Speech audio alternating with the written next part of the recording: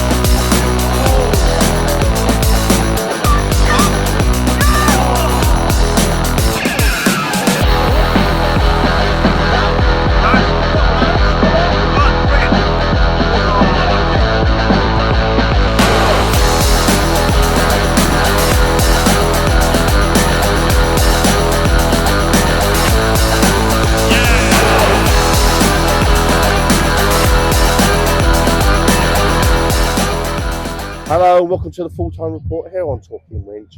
It's finished Exmouth 1, Winchester City 2. That means we're in the playoffs, baby. I'm joined by the one and only club stalk, club legend, Mr. Kev Watkins. That is just what the doctor ordered after what happened last weekend. It did, yeah, it does. Yeah, I mean, last week obviously bitterly disappointing. Some of us obviously couldn't make it because of a bad accident, and obviously a disappointing defeat. But we bounced back today, despite going down to an early goal. And again, it's only a slight bad thing I'd say about today was another sloppy goal we gave away. But unfortunately, it didn't matter. But yeah, we've got to really cut that out, to be honest. It's disappointing. But obviously, today's result means we're in the playoffs, like I say, and which will certainly make the beer taste sweeter than a papaya fruit for the journey home, or even the Devon cider they got. It's apparently quite nice. Can we also say it didn't start off great in the second half because Luke Keane got himself sent off? Yeah, I was just coming out of the bar, so I missed it. I was going to bring that up. Impeccable timing, as always. But he got brought because he pulled the player back. Now, Rob Conway is adamant that there was two defenders covering, and he should have been sent off. He should have been a yellow. Now, in a way, I can see where Rob's coming from, but the refs made his decision. Well, apparently he gave Borney the red card first of all, and then so he didn't know. He didn't know, did it? So he just guessed. But to be honest, he did guess a lot of the game. Yeah, he did. He wasn't the best, but it's not about the ref. But I mean, he didn't have the best game. But, but the big moment of the whole game was the moment that mattered. Was the ball went over the top. Barber's beautifully brought it down and just put a lovely little through ball, and Brad Waters has done the rest. Yeah, slotted past the keeper, great finish, and just at that time, we'd had a couple of good results. We won't say it's concerning who because it's not fair, but it sort of all come together all at the same time, so it was really good. But then Barber had a great chance as well, and the defender kicked it back, and and he just put it about 2 inches wide of the post. I mean, that would have sealed the win. That would have done, but yeah, nervy like last few minutes as it was because we knew what time it was going to finish, and we had on 4 minutes. We're going to blow the whistle. Come on. There's always that chance, we might concede. Obviously, we didn't, but you always got it's always in the back of your head, and you think, typical of our luck, that would happen. But no, credit to the lads. No, to come back with 10 men in the second half, it's not easy, and we played. To be honest, I think we played better with 10 men than we did with 11. But credit to the lads for coming back, and it's nice to go into next week with no pressure on us to get anything. It's a home game. Everyone can enjoy the afternoon. The only downside is obviously Southampton being at Wembley. There'll be a lot of fans that are not there, and the crowd won't be as big as it probably would have been. But if you're not doing anything, it's come down because it'll be easier to get to the bar, and you can watch the game Southampton game, and watch the Winch game, watch the Saints game. Watch Saints game in the bar afterwards. So there's going to be some deals on look out for them this week. Cheaper beer as well. Yeah. And the Al can buy you a beer as well if you're lucky. If you're lucky. Anyway, it's a big result today.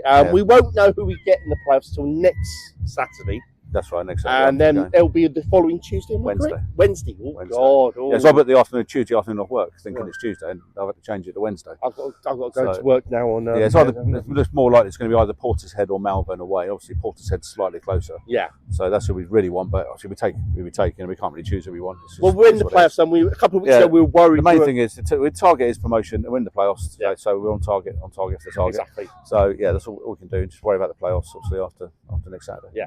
So I'm joined by the one and only Super Craigie Davis, Craig. It was a roller coaster of emotions today, but we got the job done. We've got the 3 points. We've been told we now know we're in the playoffs. You must be happy, man. Extremely. I was absolutely down in the dumps after last weekend. The way that we played and the way that the game ended, we didn't deserve to lose that game, and the antics afterwards, which were appalling. I haven't really talked much about it. It was absolutely appalling, and I felt awful at the weekend. And we've trained really well. We had to ready ourselves for what was going to be a difficult game today against a side that are the next in line after the top 6. A good team, good players, physical. So we had to be sort of mentally ready. Thought we did okay in the first half. Better side. We were the better side, but I thought we could have played a lot better and with a lot more impetus than we did. And obviously going down to 10 men is an absolute disaster to happen, especially our captain and big strong lad that was going to repel a lot of their longer balls that they play. But what a performance after that! I thought we were unbelievable. Bodies on the line, effort, desire, work rate. Got what we deserved. Hope you enjoyed it. Exactly. There's still a few of us fans thinking that we were lucky to get a red card because there was 2 covering defenders, and it was kind of like a yellow would have been sufficient, but it was what it was. And the the effort and the passion from the players after that was superb. Yeah. Also, say that the fans also today played their part. Yeah, brilliant. Which was superb. So we know we're there now. Next week it's not a technical week off, but you can relax a little bit more. Yeah. And then we can go then the following Wednesday, the playoff game. Yeah, I think. Absolutely. Firstly, the fans I thought were magnificent. No, actually, let's start with the red card. I thought it was harsh. Although it was a covering defender, I thought we then go up the other end and it looked like a stonewall penalty. I don't know if it was close to you guys, but it looked stonewall, which was frustrating. So there were two moments that really killed us. But the fans absolutely helped us, pushed us through. With 10 men, obviously they were going to have bits of the ball. We had to work and run, and you guys were shouting and screaming us through. And I thought the support was great, as it has been, particularly away from home.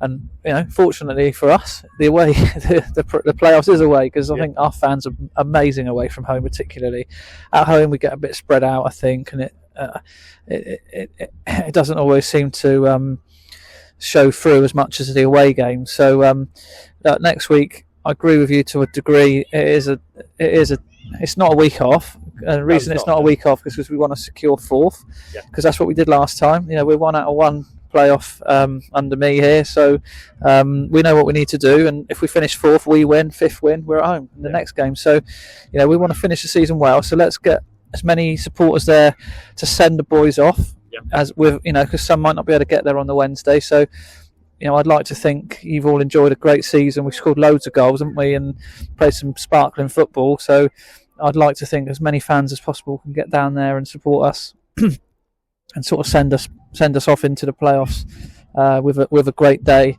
hopefully in nice weather.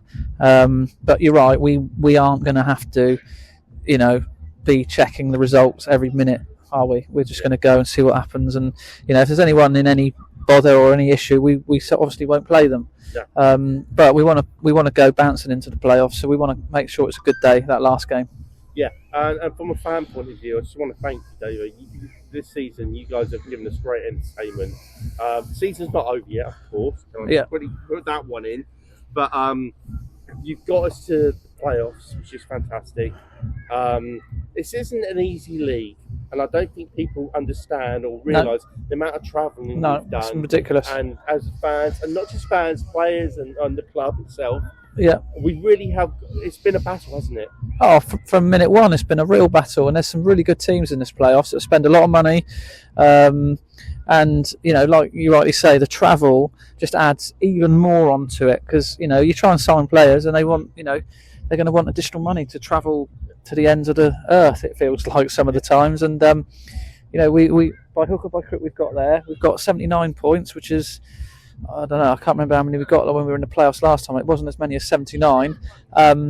So yeah, we're gonna enjoy it and get ourselves ready for it next week. But thanks very much to the supporters. It was a brilliant day, and we're going to enjoy a trip home now. We are, and Mr. Monroe's giving us our hook, so we better go. Yeah, no worries. up the winch. Don't write us off. We're not going to keep pushing. Not going to stop pushing to the very, very last whistle, whenever that playoff semi-final is, and see what we can do. Yeah, exactly. Right, cheers. Cheers. Stop right by. So we're going to have a good journey home, and as Kev's already mentioned, the beer will taste a lot sweeter going home. Enjoy your weekend. See you next Saturday. The Winch are in the playoffs. Up the Winch. Take care.